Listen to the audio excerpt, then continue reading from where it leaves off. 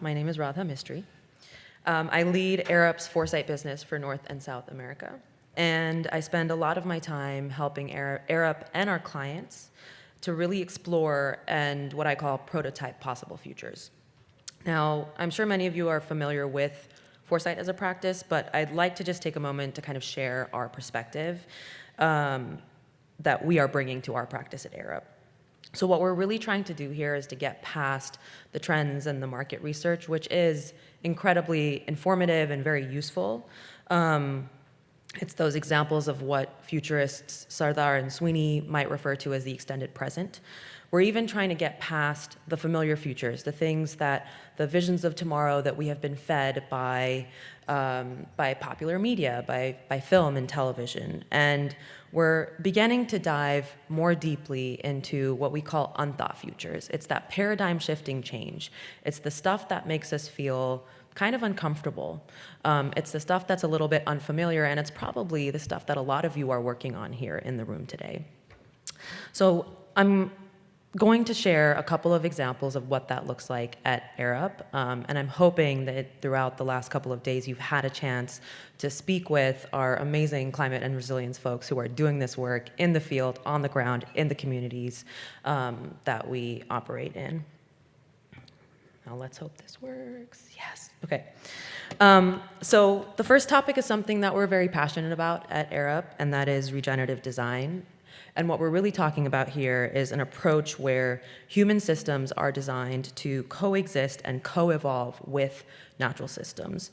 We're ensuring both planetary health and social health. So we are not kind of giving up the health of the planet with the health of people.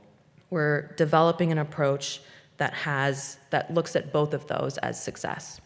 It has three principles: that it is nature-led, that it's systemic, and that it is equitable. And I'll share a little bit more about what we mean by each of those. So for us, regenerative design lets nature shape human-built forms by integrating with and leveraging ecosystem functions and processes. It enables humans to live in harmony with natural cycles, ensuring our resilience by prioritizing planetary health. So what are we doing here? We're learning from and leveraging 3.8 billion years of design evolution, right? We are responding to and working with the features of a site to cultivate greater systemic health overall and over time. And we're ensuring the resilience of human systems by actively reconnecting the natural cycles that we're disrupting in the process. So an example of this is the work that Arup has done in a proposal for Habitat Royale in Amsterdam. And it's a residential building which will feature several nature-first principles. The site is situated within a park, so the design aims to feel like an addition to the landscape by creating a visible connection to the park. The Habitat Royale is also intended for local ecosystems and local species rather than destroying them by optimizing facade design for bees and birds and a lot more.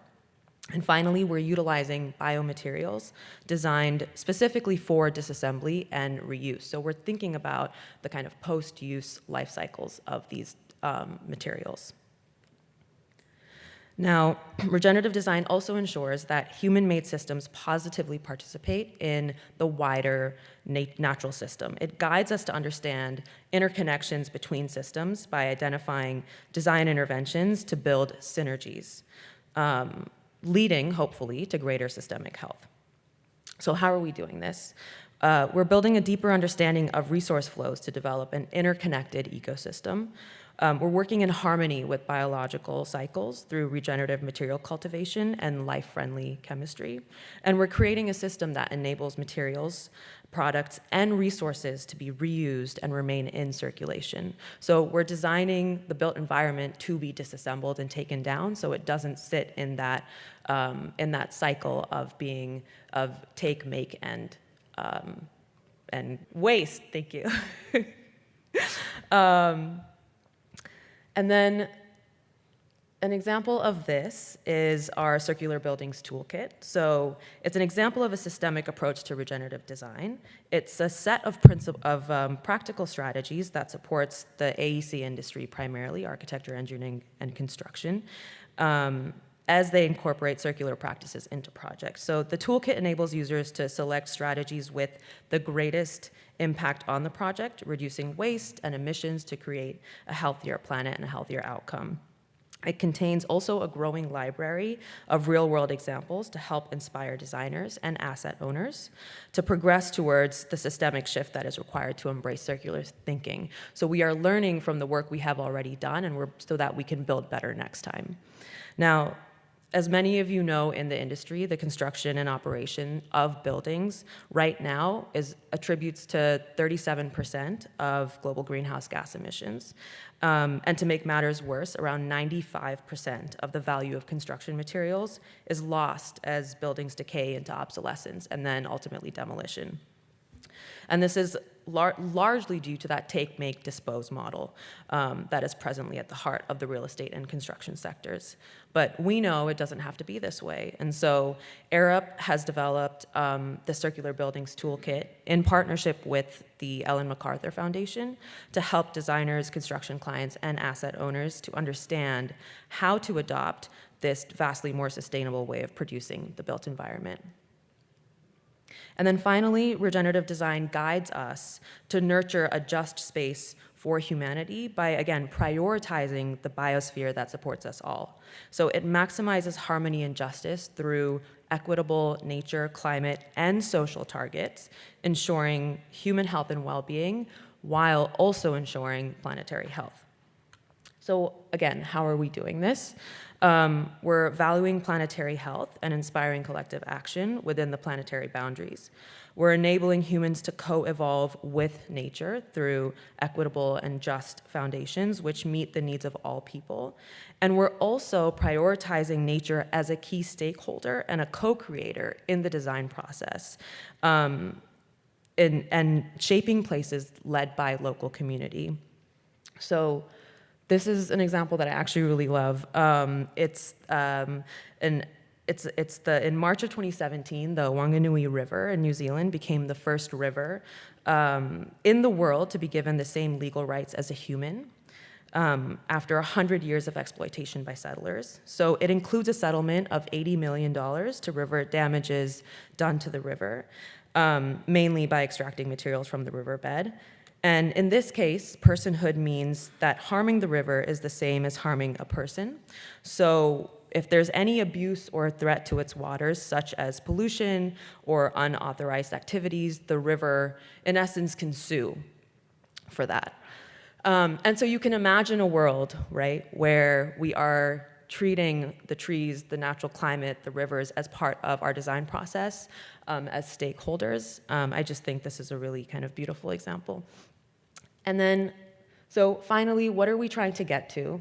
We're trying to move past the kind of conventional metrics of construction beyond a point of even sustainability, which is really kind of recovering an equilibrium, and even pushing ourselves beyond kind of restorative design and construction, which is really repairing the damage done already, right? We want to get to this place of regenerative design, where our buildings and our built environment and our infrastructure are producing more than they're consuming. And finally, I'll leave you with this other really fun tool that we're working on right now that I'm very excited about. It's called 131030. It's an exploratory tool that helps our Arup and our clients understand the future operating contexts, identify long-term opportunities, spot potential shocks, and build futures competency.